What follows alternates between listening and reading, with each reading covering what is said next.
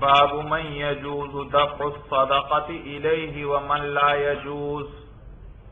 قال الله تعالى إنما الصدقات للفقراء والمساكين الآية.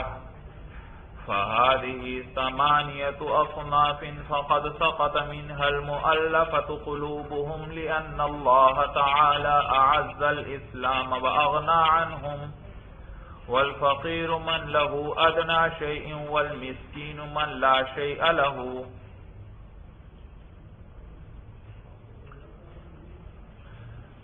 باب من يجوز دفع الصدقة إليه ومن لا يجوز. یہ باب ہے ان لوگوں کے بیان میں کہ جائز ہے انہیں صدقہ یعنی زکوٰۃ دینا، ومن لا يجوز، اور وہ جنہیں دینا جائز نہیں بھائی. تو اس بات کے اندر صاحب قدوری آپ کو بتلائیں گے کن لوگوں کو زکوٰۃ دی جا سکتی ہے اور کن لوگوں کو زکوٰۃ نہیں دی جا سکتی. زکوٰۃ نہیں دی جا سکتی.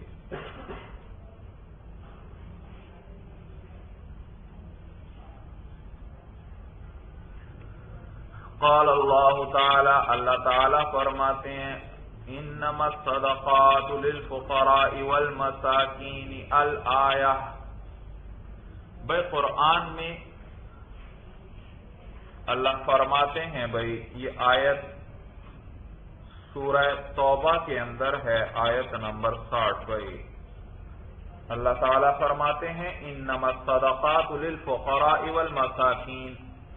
صدقات جو ہیں وہ تو حق ہیں فقراء کا، یعنی صدقات فقراء کے لیے ہیں، والمساکین اور مسکینوں کے لیے، والعاملین علیہا اور وہ جو اس کی تحصیل پر عمل کرنے والے، تحصیل کے لیے عمل کرنے والے ہیں.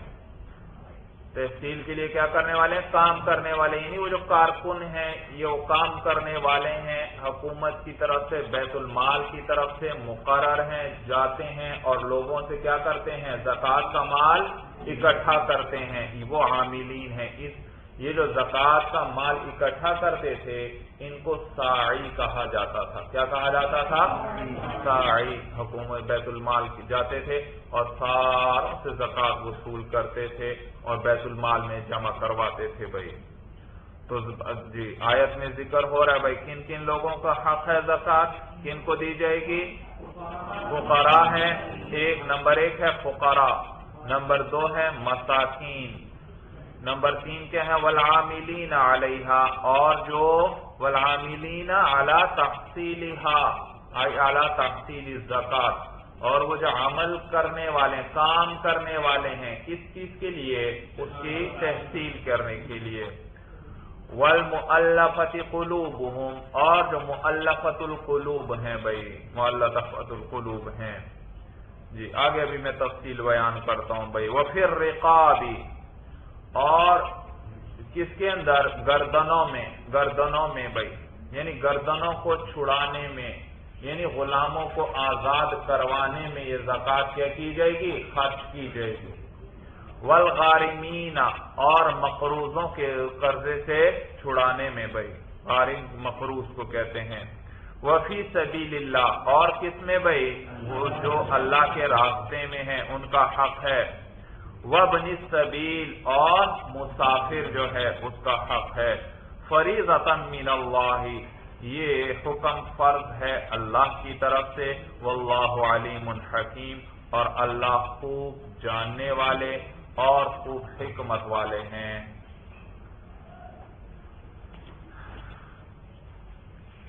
تو یہ 8 مصارف بیان ہوئے بھائی. زکوٰۃ کے کتنے مصارف بیان ہوئے؟ 8 مصارف بیان ہوئے. سب سے پہلے کس کا ذکر ہوا؟ فقراء کا بھائی، جو فقیر ہیں. دوسرے کس کا ذکر ہوا؟ مساکین. بھائی فقیر اور مسکین میں کیا فرق ہے؟ صاحب قدوری آگے خود بتلائیں گے بھائی کہ فقیر اس کو کہتے ہیں جس کے پاس تھوڑا بہت کچھ ہو بھائی، نصاب کے بقدر تو نہیں ہے اس کے پاس لیکن تھوڑا بہت مال اس کے پاس ہے، اسے فقیر کہیں گے. اور مسکین وہ ہے جس کے پاس کچھ بھی نہیں ہے بھائی، اس کو کیا کہیں گے؟ مسکین بھائی. اس کے بعد کیا تیسری قسم کون سی ذکر ہوئی؟ عاملین علیہا، جو زکوٰۃ کو اکٹھا کرنے والے ہیں، اس کی اکٹھا کرنے کے لیے کام کرتے ہیں بھائی، ان کو بھی دیا جائے گا جی۔ والمؤلفۃ قلوبہم بھائی، تو یہ مؤلفۃ القلوب آ گئے بھائی، یہ چوتھی قسم کے وہ لوگ ہیں جنہیں زکوٰۃ دی جائے گی بھائی۔ یاد رکھیے مؤلفۃ القلوب، الف یؤلف تالیف کا معنی آتا ہے جوڑنا ملانا، تو یہ کچھ لوگ تھے بھائی جن کو حضور علیہ السلام زکوٰۃ کے مال میں سے دیا کرتے تھے، زکوٰۃ کے مال میں سے، ان کی تالیف قلب کے لیے۔ کس کے لیے؟ تالیف قلب کے لیے۔ کچھ مسلمان بھی تھے، کچھ کافر بھی تھے۔ کافر تو وہ تھے، کچھ کافروں کو دیا جاتا تھا تاکہ وہ اسلام کی طرف مائل ہو جائیں۔ اسی طرح بعض کافروں سے کہ شر کا خطرہ ہوتا تھا، یہ مسلمانوں کو تکلیف نہ پہنچائیں بھائی، تو ان کے شر کو اپنے سے دور رکھنے کے لیے کیا کیا جاتا تھا؟ ان کو زکوٰۃ میں سے مال دیا جاتا تھا۔ یہ بھی مؤلفۃ القلوب میں سے تھے۔ اسی طرح مسلمانوں میں بھی بھائی جو نئے نئے مسلمان ہوتے تھے تو ان کو بھی کیا کیا جاتا تھا؟ زکوٰۃ، تاکہ اسلام کے ساتھ ان کا دل اچھی طرح جڑ جائے، مسلمانوں کے ساتھ ان کا دل اچھی طرح جڑ جائے بھائی۔ اسی طرح جو نئے مسلمان ہوتے تھے، ایمان کمزور ہے بھی بھائی، سمجھ میں آیا، ان کو دیا جاتا تھا۔ اسی طرح جو سرحدوں پر لوگ ہوتے ان کو بھی دیا جاتا تھا تاکہ اگر دشمن حملہ کرے تو یہ کیا کریں؟ ان کا مقابلہ کریں بھائی، اچھی طرح مقابلہ کریں۔ تو یہ مؤلفۃ القلوب ہیں بھائی، یہ سارے کیا ہیں؟ یعنی ان کو تالیف قلب کے لیے، ان کے دلوں کو اسلام کے ساتھ، مسلمانوں کے ساتھ جوڑنے کے لیے، ان کے شر سے بچنے کے لیے بعض کو دیا جاتا تھا، بعضوں کے دل کو اسلام کی طرف مائل کرنے کے لیے دیا جاتا تھا، اور جو نئے مسلمان بعض ہوتے، ایمان ابھی کمزور ہوتا، ان کے دل کو کیا کرنے کے لیے؟ اب زیادہ مائل کرنے کے لیے کہ خوب ایمان پختہ ہو جائے، ان کے تعلق بڑھ جائے، اس لیے ان کو یہ مال دیا جاتا تھا۔ یہ لوگ کیا کہلاتے ہیں؟ مؤلفۃ القلوب بھائی، مؤلفۃ القلوب بھائی۔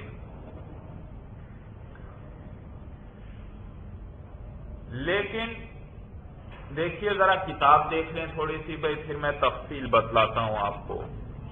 قال اللہ تعالی انما الصدقات للفقراء والمساکین الآیۃ، اس کو منصوب پڑھ سکتے ہیں، الآیۃ مرفوع بھی پڑھ سکتے ہیں۔ اگر اس کو مرفوع پڑھیں الآیۃ، کیا معنی؟ تو یہ مبتدا ہے، خبر محذوف ہے، ای الآیۃ معلومۃ، آیت کیا ہے؟ معلوم ہے بھائی، تھوڑی سی آیت لکھ دی، باقی پوری آیت نہیں لکھی کہ لمبی آیت ہے، آیت آپ سب کو معلوم ہے بھائی۔ یا الآیۃ اس کو منصوب پڑھیں گے تو یہ مفعول بنے گا، اور یہاں فعل محذوف ہے، ای اقرأ الآیۃ، ہم نے تو تھوڑی سی آیت لکھ دی، آپ کیا کیجئے؟ آیت پوری پڑھ لیجئے۔ سورت سمجھ میں آ گئے؟ تو دونوں طرح جائز ہے۔ فَهَذِهِ ثَمَانِيَةُ أَصْنَافٍ، تو یہ کل کتنی اقسام ہوئی؟ 8، تو یہ 8 اقسام ہوئی۔ فَقَدْ سَقَطَ مِنْهَا الْمُؤَلَّفَةُ قُلُوبُهُمْ، اور بس تحقیق ساقط ہو گئے ہیں ان میں سے مؤلفۃ القلوب۔ مؤلفۃ القلوب کیا ہو چکے ہیں؟ ساقط ہو گئے ہیں، اب صرف 7 رہ گئے ہیں۔ زکوٰۃ کے مصارف بیان ہو رہے ہیں، کن کن لوگوں کو زکوٰۃ دی جا سکتی ہے۔ کل آیت میں کل کتنے بیان ہوئے؟ 8۔ صاحب قدوری فرما رہے ہیں کہ 8 ذکر ہوئے تھے، لیکن ان میں سے ایک قسم کیا ہو چکی؟ ساقط ہو چکی ہے۔ اب باقی کتنی قسمیں رہ گئیں؟ 7 قسمیں رہ گئی ہیں بھائی۔ کون ساقط ہوئے؟ کیا بتلایا؟ مؤلفۃ القلوب بھائی، یہ ساقط ہو گئے بھائی، یہ ثابت ہو گئے بھائی۔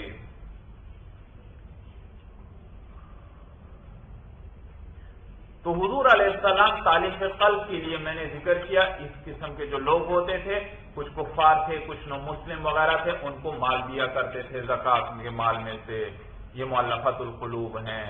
لیکن بعد میں یہ ساقط ہوئے بھائی، کس طرح کہ واقعہ یوں ہوا کہ حضرت عمر، حضرت صدیق اکبر رضی اللہ تعالیٰ عنہ کی خلافت کا زمانہ تھا، حضور صلی اللہ علیہ وسلم کا، حضور صلی اللہ علیہ وسلم دنیا سے تشریف لے جا چکے تھے بھائی۔ تو دو سردار تھے بھائی، عیینہ اور اقرع، یہ بھی مؤلفۃ القلوب میں سے تھے، ان کو بھی مال دیتے تھے حضور علیہ السلام۔ یہ آئے حضرت صدیق اکبر کے پاس، خلیفۃ المسلمین تھے، کہ اے خلیفہ ہمیں فلاں بڑی جاگیر ہے، وہ آپ ہمیں عنایت فرما دیجئے، بڑی کوئی زمین وغیرہ تھی بھائی۔ حضرت صدیق اکبر رضی اللہ تعالیٰ عنہ نے لکھ کر دے دیا بھائی، رسید بھی حوالے کر دی کہ ہاں وہ زمین جاؤ بھائی تمہیں دے دی، اور باقاعدہ رسید بھی لکھ کر دے دی۔ تو یہ دو سردار تھے بھائی، ایک کا نام عیینہ اور دوسرے کا اقرع تھا، الف قاف دو نقطوں والا، را اور عین۔ اچھا، انہوں نے رسید تو لے لی، پھر آپس میں کہتے ہیں بھائی حضرت صدیق نے تو ہمیں اجازت دے دی ہے، حضرت عمر رضی اللہ تعالیٰ عنہ بھی بڑے آدمی ہیں اور مسلمانوں کے معتبر لوگوں میں سے ہیں، اور ان سے بھی تصدیق کروا لیتے ہیں تاکہ کل کو کوئی پھر ہمیں تنگ نہ کرے بھائی۔ چنانچہ آئے، حضرت عمر رضی اللہ تعالیٰ عنہ گھر پر تھے، وہ بلوایا بھائی، آواز دی، حضرت عمر رضی اللہ تعالیٰ عنہ تشریف لائے بھائی۔ پوچھا کیا بات ہے؟ کہا کہ ہم جاگیر لینے آئے تھے، اور صدیق رضی اللہ تعالیٰ عنہ جو ہیں ان سے ہم نے انہوں نے ہمیں جاگیر دے دی اور یہ لکھ کر بھی دے دیا، ہم چاہتے ہیں آپ بھی اس کی تصدیق کر دیں۔ کیا کر دیں؟ تصدیق کر دیں۔ حضرت عمر رضی اللہ تعالیٰ نے فرمایا اچھا تصدیق کر دی ہے، اچھا انہوں نے رسید دے دی ہے بھائی، لکھ دیا؟ کہتے ہیں ہاں لکھ کر دے دیے۔ کہتے ہیں لاؤ دکھاؤ ذرا، مجھے بھی دکھاؤ بھائی۔ انہوں نے کاغذ پکڑایا، وہ کاغذ ہو گیا جو چمڑا جس پر لکھ کر دیا تھا، حضرت عمر کاغذ پکڑا بھائی اور پہلے اس پر تھوک دیا جلدی سے، اس کو آپس میں مل دیا، ساری لکھائی خراب کر دی، اور پھر اس کو ٹکڑے ٹکڑے کر دیا، اور کہا کہ تمہیں حضور صلی اللہ علیہ وسلم صرف اس لیے دیا کرتے تھے، حضور صلی اللہ علیہ وسلم تمہیں تالیف قلب کے لیے دیا کرتے تھے، اور یاد رکھو اب اسلام قوی ہو چکا ہے، اللہ نے اسلام کو قوت عطا فرما دی ہے، اب ہمیں تمہیں مال دینے کی کوئی ضرورت نہیں ہے، اب تو یا تم اسلام پر رہو یا پھر ہمارے اور تمہارے درمیان تلوار فیصلہ کرے گی بھائی۔ حضرت عمر رضی اللہ تعالیٰ عنہ کی عجیب شان ہوتی تھی بھائی، سمجھ میں آیا بھائی؟ تو وہ جو کاغذ تھا اس کو پھاڑ دیا بھائی، ٹکڑے ٹکڑے کر دیا۔ وہ بڑے پریشان ہوئے، یہ کیا ہوا بھائی، سارا بنا بنایا کام انہوں نے ہمارا خراب کر دیا۔ پھر واپس آئے حضرت صدیق اکبر کے پاس اور ان سے کہا کہ حضرت عمر نے ہمارا کاغذ پھاڑ دیے، آپ خلیفہ ہیں یا عمر خلیفہ ہیں؟ آپ نے تو ہمیں لکھ کر دے دیا تھا، آپ خلیفہ ہیں یا عمر خلیفہ ہیں؟ حضرت صدیق اکبر رضی اللہ تعالیٰ نے فرمایا ہوا انشاءاللہ تعالی، وہ ہوں گے خلیفہ اگر اللہ نے چاہا۔ یہ اشارہ فرما دیا تھا کہ میرے بعد کون خلیفہ ہوں گے؟ عمر رضی اللہ تعالیٰ۔ چنانچہ یہ واپس چلے گئے بھائی، اور عیینہ بعد میں مرتد ہو گیا بھائی، اسلام چھوڑ دیا۔ بچے وہ کہیں گزرتا تھا، بچے چھیڑتے تھے عیینہ تو مرتد ہو گیا ہے، تو وہ کہتا تھا واللہ میں مسلمان کب ہوا تھا بھائی، معلوم ہوا صرف دکھانے کے لیے کچھ مسلمان ہوا تھا تاکہ مال مجھے ملتا رہے بھائی۔ تو حضرت عمر رضی اللہ عنہ نے رد فرما دیا، اور تمام صحابہ بھی اس وقت موجود تھے بھائی، حضرت صدیق کا زمانہ تھا، ابھی حضور صلی اللہ علیہ وسلم کا انتقال ہوا، کچھ ہی عرصہ ہوا تھا، سال بھی نہیں ہوا، تو سارے صحابہ بھی ہیں، لیکن کسی نے رد نہیں فرمایا۔ معلوم ہوا سارے صحابہ کا اس پر کیا ہو گیا؟ اجماع ہو گیا، اجماع ہو گیا، اجماع ہو گیا۔ تو اجماع ہوا، تو یہ قسم ثابت ہے مولانا، یہ قسم اب نہیں ہے بھائی۔ لیکن اس پر اشکال ہوتا ہے مولانا، اجماع کی وجہ سے قرآن کی کسی حکم کو ثابت نہیں کیا جا سکتا بھائی۔ اگر یہ دلیل پیش کی جائے کہ یہ مؤلفۃ القلوب کیوں ساقط ہے، قرآن میں تو اللہ فرما رہے ہیں، ہم کہیں اس پر سب کا کیا ہو گیا تھا، اجماع، سب کا اجماع ہو جائے، جب قرآن میں ایک حکم ہے تو پھر وہ ساقط نہیں ہو سکتا بھائی، وہ تو اللہ کا حکم ہے، اجماع کیا ہے اس کے مقابلے، اگرچہ قوی دلیل ہے، قطعی دلیل ہے اجماع، آگے آپ پڑھیں گے، اجماع کہتے ہیں سارے مجتہدین اور علماء کسی ایک مسئلے پر اکٹھے ہو جائیں، یہ کیا کہلاتا ہے، اجماع، سمجھیں، اس کا منکر بھی کافر ہوتا ہے اس چیز کا، تو یہاں پر بھی سارے صحابہ کا اجماع ہو گیا، لیکن بہرحال اجماع جتنی بھی قوی دلیل ہے اس کا انکار کرنے والا کافر بھی ہے، لیکن قرآن کے کسی حکم کو اجماع کے ذریعے باطل نہیں کیا جا سکتا۔ تو وجہ یہ مولانا کہ یہ دراصل یہ حکم یہ نہیں کہ اجماع کی وجہ سے ختم، یہ حکم ختم ہوا ہے علت کی وجہ سے۔ اس کی وجہ کیا تھی اس حکم کی؟ کیونکہ اسلام ضعیف تھا۔ کیا تھا؟ ضعیف۔ تو یہ حکم ویسے نہیں تھا کہ ہمیشہ دیتے رہو، بلکہ اس کی علت کیا تھی؟ ضعف اسلام، اور جب ضعف اسلام علت ختم ہوئی تو مؤلفۃ القلوب کو دینا بھی کیا ہو گیا؟ ختم۔ پھر ضعف اگر آ گیا کسی زمانے کے اندر تو پھر کیا ہو جائے گا؟ پھر کیا مؤلفۃ القلوب کو دینا زکوٰۃ جائز ہو جائے گا۔ بھائی صورت سمجھ میں آ گئی؟ تو یہ حکم کی علت ختم ہوئی تو ضرورت کی بنا پر تھا، یہ حکم ضرورت کی بنا پر ہے۔ معلوم ہوا کہ یہ حکم بالکل ختم نہیں ہوا، بلکہ اس کی علت ختم ہو گئی۔ اس پر سب کا گویا اتفاق ہو گیا سارے صحابہ کا کہ اس حکم کی کیا علت تھی کہ اسلام کیا تھا؟ ضعیف تھا، اس وجہ سے ان کو دینے کا حکم دیا گیا تھا، اور علت جب ختم ہوئی تو حکم بھی ختم۔ لیکن اس کا یہ مطلب نہیں کہ اب پکا پکا ختم ہو گیا، علت پھر آ گئی تو حکم قرآن میں ہے، پھر اسی طرح کیا ہو جائے گا؟ حکم پھر آ جائے گا، مؤلفۃ القلوب کو زکوٰۃ دینا جائز ہو جائے گا۔ صورت سمجھ میں آ گئی بھائی؟ تو یہ تفصیل یاد رکھنا بھائی، یہ تفصیل۔ تو کہتے ہیں فقد سقط منها المؤلفۃ قلوبهم، تو تحقیق ساقط ہو گئے ان میں سے مؤلفۃ القلوب، لأن اللہ تعالی اعز الاسلام واغنى عنهم، اس لیے کہ اللہ تعالی نے معزز فرما دیا اسلام کو، یعنی اسلام کو عزت دے دی، قوت اللہ نے نصیب فرما دی، واغنى عنهم، اور اللہ نے بے نیاز کر دیا، بے پرواہ کر دیا ان مؤلفۃ القلوب سے، ان سے کیا کر دیا اللہ نے؟ بے پرواہ فرما دیا کہ ان کی ضرورت نہیں اب ان کو دینے کی۔ اب آیت کے اندر فقیر کا لفظ آیا تھا اور مسکین کا فرق بتلا رہے ہیں۔ والفقیر من له ادنى شيء، اور فقیر وہ شخص ہے کہ جس کے پاس تھوڑی سی چیز ہو۔ والمسکین من لا شيء له، اور مسکین وہ ہے جس کے پاس کچھ بھی نہ ہو۔ والعامل يدفع إليه الامام ان عمل بقدر عمله، اور عاملین جو ہیں اب ان کے بارے میں بتلا رہے ہیں کہ جو عمل کرنے والے ہیں، یعنی زکوٰۃ کو کیا کرنے والے ہیں؟ اکٹھا کرنے والے، اور میں نے کیا بتلایا ان کو کیا کہتے ہیں؟ ساعی کہتے ہیں۔ دیکھا نیچے لکھا بھی ہوا ہے وہ ساعی، وہ کون ہے؟ ساعی ہے۔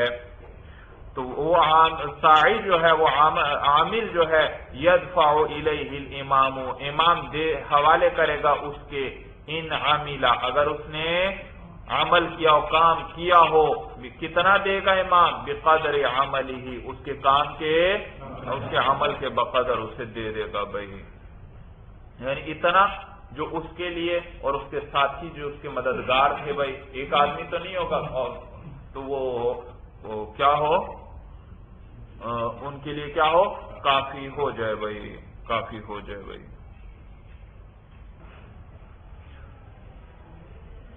تو کہا بھائی والعامل يدفع الیہ الامام ان عمل بقدر عملہ، اور عامل جو ہے دے گا اس کو، حوالے کرے گا اس کے امام بھائی، یعنی حاکم بھائی، ان عامل، اگر اس نے عمل کیا ہو، کام کیا ہو، اور کتنا دے گا؟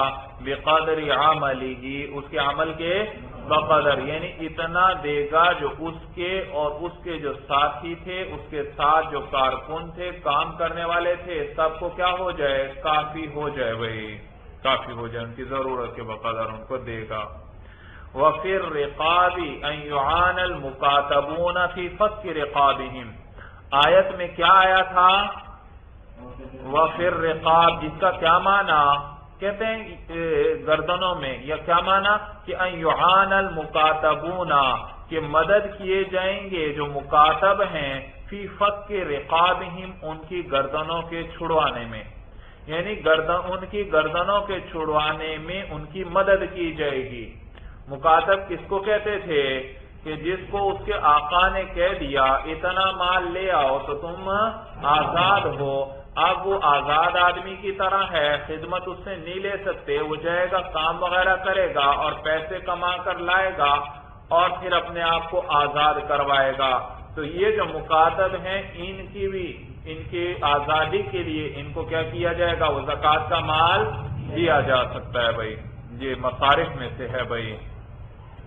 والغارم، بھائی والغارمین آیا تھا، کہتے ہیں وہ کسے کہتے ہیں؟ کہتے ہیں والغارم من لزمہ دین، غارم وہ ہے کہ جس پر دین لازم ہو، یعنی جس پر دین آئے، قرضہ ہو، یعنی مقروض۔